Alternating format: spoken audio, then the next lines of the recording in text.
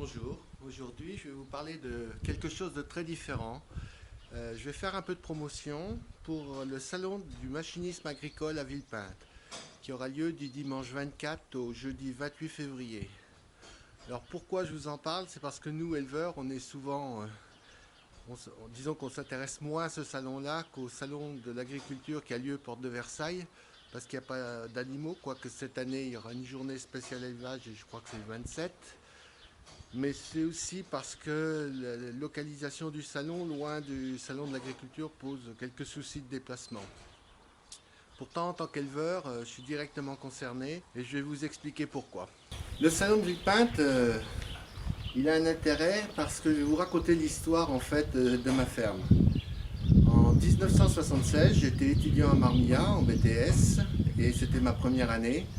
Et je me suis rendu au salon de l'agriculture à Versailles, porte de Versailles, pardon. Et j'ai vu pour la première fois une machine, c'était la première fois qu'elle était présentée en France, à savoir un Roundballer qui avait été importé des États-Unis. Alors ce Roundballer, il m'a fortement impressionné parce qu'on avait fait en 1975 avec mon père 20 000 bottes de foin, 20 000 bottes de foin moyenne densité. Ça nous avait pris plus d'un mois et demi et que c'était une vraie galère pour faire ces foins, sachant qu'on trouvait de moins en moins de main d'œuvre. Je me suis dit que c'était là, qu'il y avait là une innovation qui pouvait être intéressante. Lorsque je suis rentré à Marmilla, mon professeur de machinisme était mitigé. Je l'ai interrogé, est-ce qu'il vaut mieux le Roundballer tel que cette nouvelle technique semblait apparaître, ou est-ce que je devais rester avec des autochargeuses de bottes de moyenne densité? J'avoue franchement que lui ne croyait pas du tout au Roundballer. Ici, alors ce qui s'est passé, c'est que mon voisin de chambre, enfin de la chambre voisine de la mienne, son papa avait acheté déjà un des deux premiers Roundballer importés en France l'année d'avant et il m'a dit c'est sensationnel. Ça m'a un peu convaincu. Lorsque j'en ai parlé à mon père, il a été relativement vite séduit. Je crois que le problème de la main-d'œuvre devenait vraiment prégnant et lui posait vraiment question.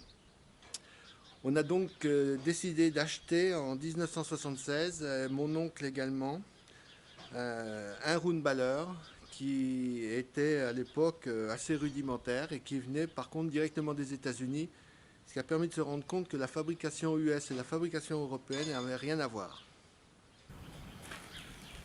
Le Roundballer, il a mis un certain temps à progresser. Les premières années, on a été tout seul pendant plusieurs années dans la région à en avoir.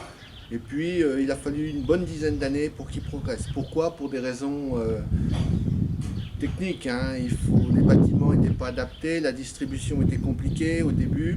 Et puis, tout doucement, les techniques sont arrivées, elles se sont imposées. Pourquoi je vous parle de ça? C'est parce que aujourd'hui, on va être, je pense, dans la même situation avec un paquet de techniques qui vont arriver. Et je pense en particulier à tout ce qui est robotique, tout ce qui est collecte de données. Et je pense que le CIMA est l'endroit idéal pour s'en rendre compte. J'ai eu la chance de participer et de voir la remise des prix. Et je voulais vous montrer que ça concerne également les éleveurs. Alors c'est vrai que le matériel c'est plus céréalier. Alors moi j'y vais, bon vous allez me dire mais attends tu vas être en retraite en fin d'année, est-ce que ça t'intéresse? Je suis toujours la passion de l'agriculture et je vais tâcher d'y aller si les vaches m'en laissent la possibilité.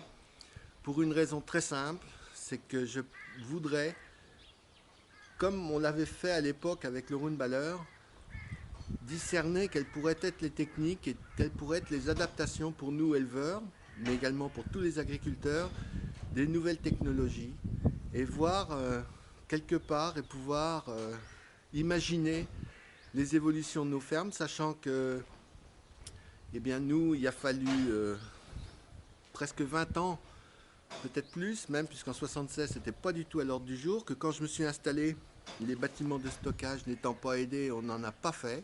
On a adapté des vieux bâtiments avec toutes les contraintes que ça pose, où ça passait pas, les portes trop petites, etc.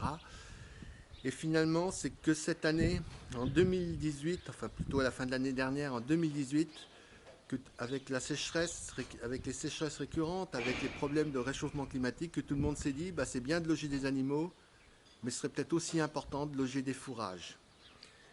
Pourquoi je dis ça? C'est parce que nos fermes n'ont pas su évoluer suffisamment vite par rapport aux nouvelles technologies et que quelque part, dans les futurs investissements, il faut penser que des nouvelles technologies vont arriver et quand on peut, essayer de les prévoir et de les anticiper.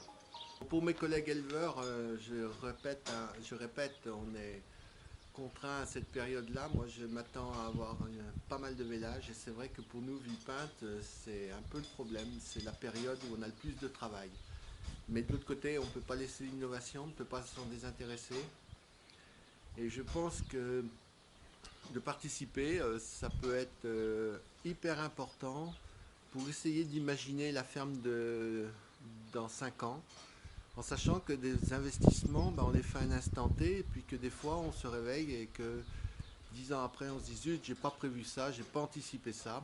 Alors qu'on ne peut pas tout anticiper, il ne faut pas se raconter d'histoire. Mais je pense qu'aujourd'hui, s'intéresser aux nouvelles technologies, être passionné de ce qui peut arriver, c'est quelque chose qui va être essentiel et qui permettra de faire la différence. Et pourquoi je vous parle tout à l'heure, j'ai parlé des data.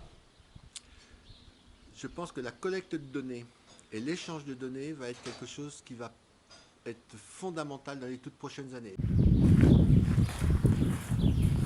Alors j'ai une petite surprise pour vous grâce à l'équipe du CIMA, c'est qu'en fait vous pouvez bénéficier d'une promotion qui vous permettra de rentrer gratuitement. Donc vous vous connectez au site indiqué et puis vous taperez le code ici, ça vous permettra de bénéficier d'une entrée gratuite. Cette ligne et ce code, je vais le mettre sur mon tweet et sur mon blog. Donc allez sur Paysans Heureux canal blog et là vous le retrouverez sans problème.